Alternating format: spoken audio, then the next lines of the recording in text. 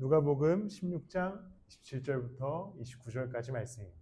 누가복음 16장 27절부터 29절 말씀. 포인트를 세미나 장소에 두고 와가지고 한 목소리로 함께 읽도록 하겠습니다. 시작. 부자가 말하였다. 조상님 소원입니다. 그를 내 아버지 집으로 보내주십시오. 나는 형제가 5이나 있습니다. 제발 나사로가 가서 그들에게 경고하여 그들만은 고통받는 이곳에 오지 않게 하여 주십시오. 그러나 아브라함이 말하였다. 그들에게는 모세와 예언자들이 있으니 그들의 말을 들어야 한다. 아멘. 오늘 본문은 우리가 또 잘 알고 있는 이야기 중에 하나인 거지 나사로와 또 그 부자에 관한 이야기입니다. 어떤 부자가 호화롭게 살고 있었고 거지 나사로는 그 호화로운 집 앞에 항상 머물고 있었습니다. 그래서 부자의 상에서 나오는 부스럭이라도 먹을 것으로 가지고 연명하고 있었던 것이지요. 그러자 이제 그 나사로가 죽게 되고 하나님 나라에 거하게 됩니다. 또한 그 이후에 부자도 역시나 죽게 되고 지옥에 가게 되는 이야기를 예수님께서 펼쳐 나가시게 됩니다. 또한 지옥이 너무 뜨거우니까 이 부자가 나사로에게 부탁하죠. 아브라함에게 부탁해서 물 한 손가락으로 물 하나만 찍어서 나에게 좀 먹여달라라고 하니까 그것을 이제 아브라함이 거절하는 그런 장면들이 등장하게 됩니다. 16장 25절 말씀을 보면 아브라함이 이제 이렇게 대답합니다. 그러나 아브라함이 말하였다. 얘야 되돌아보아라. 네가 살아있는 동안에 온갖 호사를 다 누렸지만 나사로는 온갖 괴로움을 다 겪었다. 그래서 그는 지금 여기서 위로를 받고 너는 고통을 받는다. 이 본문을 통하여서 우리가 오늘은 우리의 삶에 관하여서 함께 나누어 보고자 합니다. 생각하지 못한 부분이 우리가 하나 있습니다. 이 호화로운 삶을 누렸던 부자의 태도인 것인데요. 나사로는 거지였고 또 이 부자의 집 앞에 있었습니다. 부자의 대문 앞에서 지냈던 이 나사로를 사실 이 부자는 결코 무시하거나 외면하지 않습니다. 그 집 앞에 거하고 있던 거지 나사로에게 먹을 것들을 조금씩 떼어줬던 것이죠.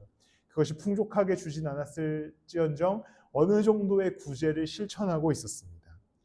몸이 헐어서 부정해진 자들을 원래 이스라엘 백성들은 접촉도 하면 안 되고 또 그를 품을 수 없었지만 그래도 이 호화로운 생활을 하고 있었던 부자는 거지 나사로가 그 문 앞에 있자 그래도 어느 정도 음식을 떼어주는 약간의 선행을 하고 있었습니다. 어떻게 보면 어느 정도의 구제를 실천하고 있었던 것이죠. 그런데 여기에는 두 가지 문제가 있었습니다. 첫 번째는 이 부자에게는 사랑이 없었습니다. 사랑이 없이 그저 그냥 그 앞에 있는 거지 나사로를 먹이기 위해서 하나의 관습과 습관으로 먹이는 것이었죠. 온 사랑으로 하나님의 사랑으로 이 앞에 있었던 거지 나사로를 먹이고 섬기는 일에 집중했던 것이 아니라 그냥 일종의 자기 위안으로 구제를 실천하고 있었습니다. 그런데 사실 하나님께서는 율법 안에서 이스라엘 백성들에게 그 가난한 자들과 삶이 어려운 자들을 굉장히 끝까지 도울 것에 대해서 명령합니다.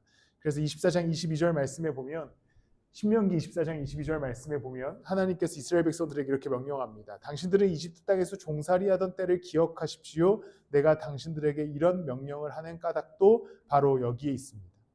이스라엘 백성들에게 하나님께서 명령을 주실 때에 과부들과 가난한 자들과 고아들을 도우라고 이야기하실 때에는 너희가 하나님의 은혜 없이는 살 수 없었던 자들이었기 때문에 이제 은혜가 필요한 곳에 그 사랑을 통하여서 은혜를 베풀고 그들을 건져내고 그들을 먹고 살 수 있는 환경과 조건을 마련해줘라 라고 하는 명령을 주시게 됩니다.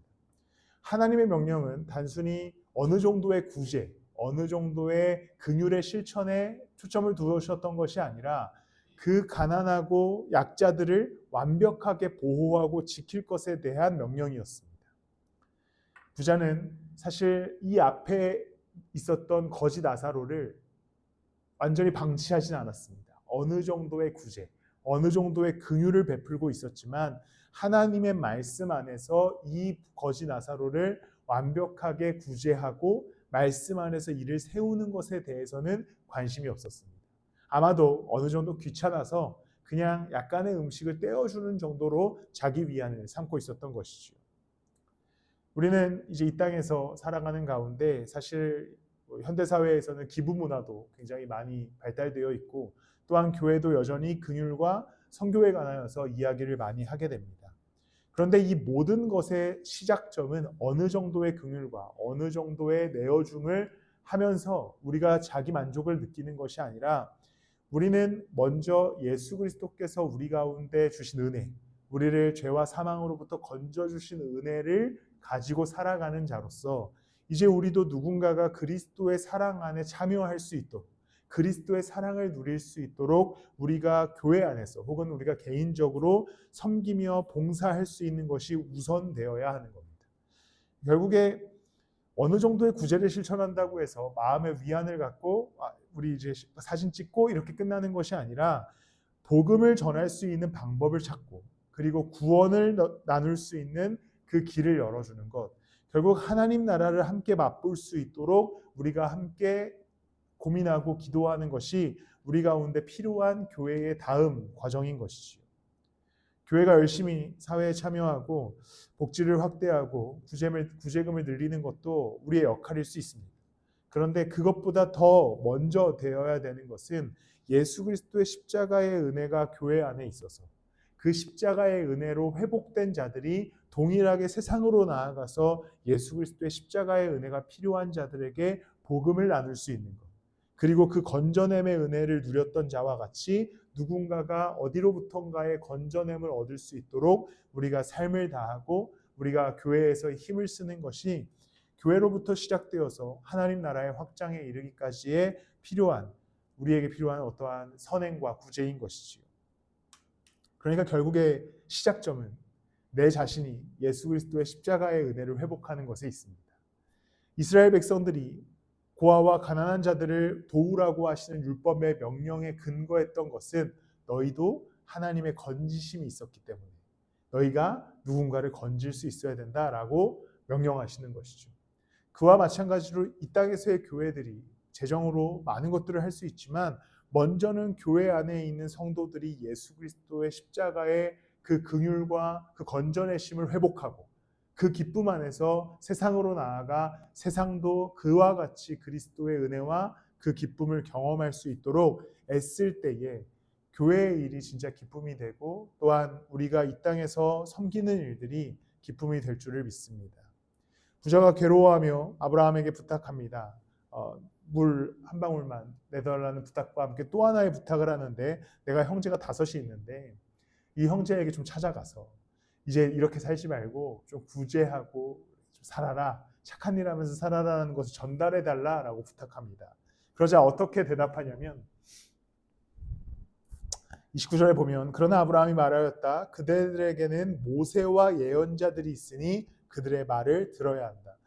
안 찾아가겠다는 것이죠. 뭐라고 얘기하는 거냐면 안 찾아갈 건데 이미 하나님의 말씀이 모세의 율법이 그리고 예언자들의 이야기가 충분히 말씀 안에서 그렇게 살아가게 하고 있어.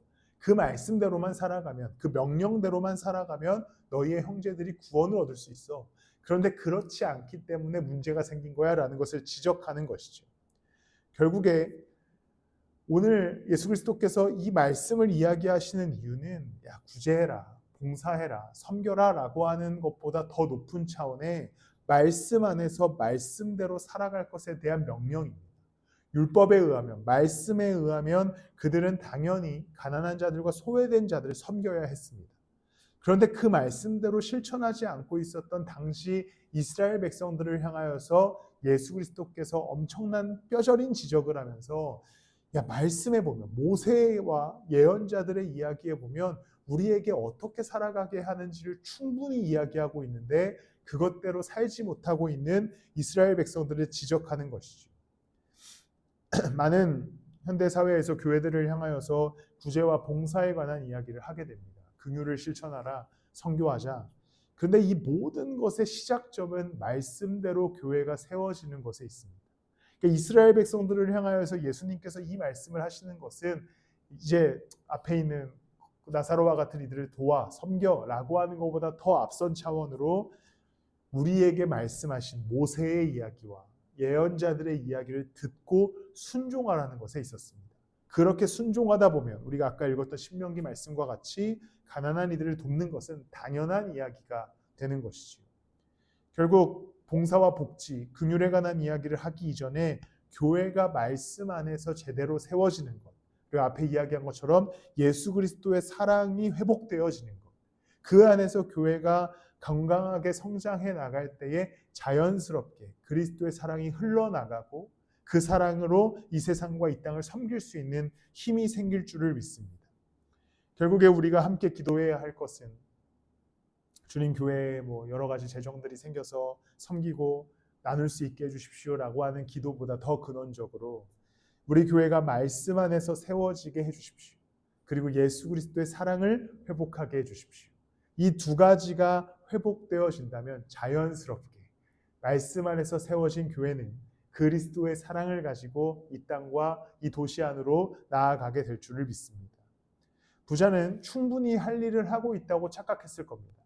왜냐하면 문 앞에 있었던 거지 나사로를 어느 정도 먹였기 때문입니다. 그런데 이 부자에겐 두 가지 부재가 있었습니다. 첫 번째는 하나님의 사랑이 없었습니다.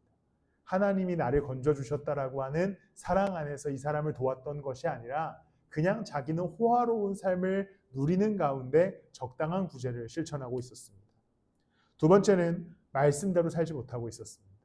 율법에 의해서, 당시에는 예수 그리스도께서 오시기 전의 이야기이기 때문에 율법에 의해서 구제와 긍휼을 실천해야 했지만 그것은 하지 않고 말씀대로는 살지 않고 어느 정도의 긍휼을 실천하면서 자기 위안을 갖고 있었던 것이죠. 그런데 하나님께서, 예수 그리스도께서 이 말씀을 하시면 먼저는 구원의 기쁨을 회복한 자들이 우리에게 주신 그 사랑의 말씀을 가지고 살아가게 하시는 명령입니다. 이 이야기를 듣고 있었던 사람들은 유대인들과 율법학자들이었기 때문이지요. 율법은 있었으나 그 말씀을 실천하지 않고 있었던 자들, 율법의 근거 대신 하나님의 사랑을 누리고 있지 않았던 자들을 향하여서 사랑을 회복하고 말씀을 회복하여서 오직 그 사랑으로 살아갈 것에 대해 명령하는 겁니다. 저는 이 사순의 기간을 지나가면서 다음 주가 되면 또 고난주간 내내 교회에 관한 이야기를 나누겠지만 저는 우리 교회를 꿈꾸어 나가며 교회에 대한 여러 가지 꿈이 있겠지요.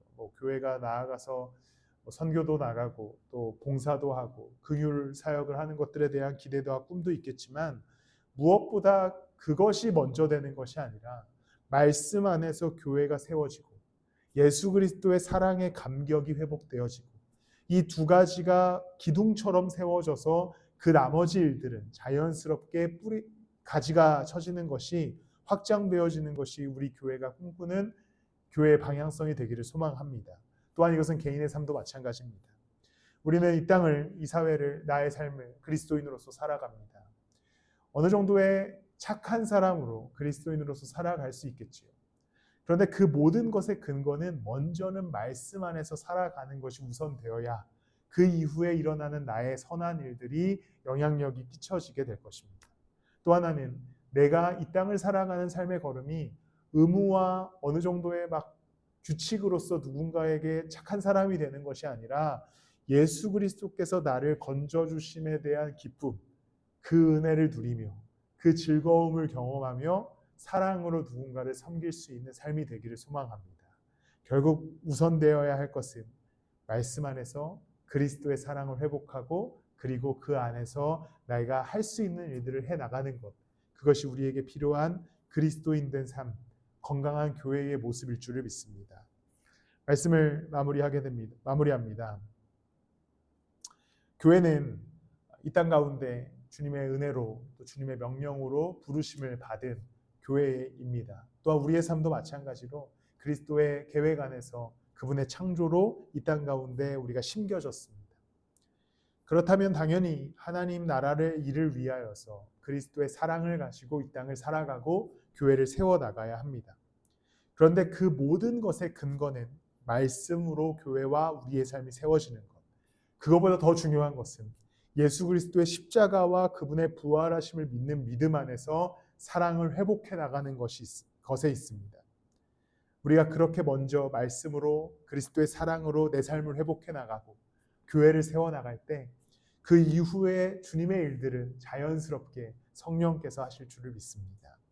예수 그리스도의 십자가와 부활하심의 최종적인 목적은 제자들을 파송하심에 있었습니다. 제자들은 파송하여서 각 각지로 흩어져서 복음을 전하고 주님의 일을 감당합니다. 그런데 그들의 근거는 먼저는 예수 그리스도의 그 부활하심을 경험했던 제자들의 열심이었습니다. 그리고 또한 그들은 그 말씀을 배운 대로, 그리스도께 배운 대로 복음으로 진리로 복음을 전합니다. 그런데 그 모든 것에 결국은 성령께서 제자들과 함께 사도들과 함께 역사하심에 있었습니다. 우리도 이제 이 교회를 세워나가는 모든 여정 속에 먼저는 말씀과 그리스도의 사랑으로 이 교회를 세워나갈 때 이제는 우리의 힘으로 모든 일들을 감당하는 것이 아니라 성령께서 그 일을 일으키셔서 우리 교회와 또 각 성도님들의 삶에서도 그 일들이 일어나게 될 줄을 믿습니다. 제가 기도와 축도로 예배를 마치겠습니다. 기도 제목은 사랑이가 또 폐렴에 걸려가지고 또 약간 고생을 하고 있는 것 같습니다. 생각하실 때 사랑이를 위해서 기도해 주셨으면 좋겠습니다. 제가 기도와 축도로 예배 마치겠습니다. 하나님 감사합니다. 결국 우리가 이 땅을 살아가는 이유는 우리를 위해 이 땅 가운데 오신 예수 그리스도의 십자가의 은혜와 부활하심의 능력임을 믿습니다. 그 은혜와 그 감격을 먼저 회복하게 하여 주셔서 우리가 결국 예수 그리스도의 십자가의 은혜와 부활하심의 능력의 기쁨을 회복할 때 그대로 살게 하여 주시고, 그래서 십자가의 능력이 이 땅 가운데 우리 교회를 통하여서 우리의 삶을 통하여서 드러나고 빛을 비추게 하여 주시옵소서. 주님, 무엇보다 무엇을 할까, 어디를 갈까 고민하기보다 어떻게, 어디에다가 우리 교회를 세워나갈지를 고민하게 하여 주시고 우리의 삶을 세워나갈지를 고민하게 하여 주셔서 말씀의 반석 위에 우리의 삶과 교회를 세우게 하여 주시고, 그럴 때에 무너지지 않는 우리의 인생, 무너지지 않는 우리 교회 되게 하여 주셔서 든든한 반석 위에서 주님의 일을 감당하게 하여 주시옵소서. 또한 그렇게 주님의 일을 감당할 때 우리의 개인적인 힘이나 교회의 개인적인 것으로 감당하는 것이 아니라 오직 살아계신 성령의 능력으로 우리의 삶이 주님의 일을 감당하게 하시고 성령의 능력으로 우리 교회가 하나님 나라의 일을 감당할 수 있도록 하여 주시옵소서. 오늘도 그 성령을 의지하여 이 삶을, 우리 교회를 맡겨드립니다. 주님 역사하여 주시옵소서. 이제는 우리 주 예수 그리스도의 은혜와 하나님의 극진하신 사랑과 성령님의 내주 동행하시며 아마 감동하심이 오늘도 말씀 위에 그리스도의 사랑으로 성령의 능력으로 살아가기를 원하는 우리들의 머리 위에 지금부터 영원토록 함께 하실지어다. 아멘.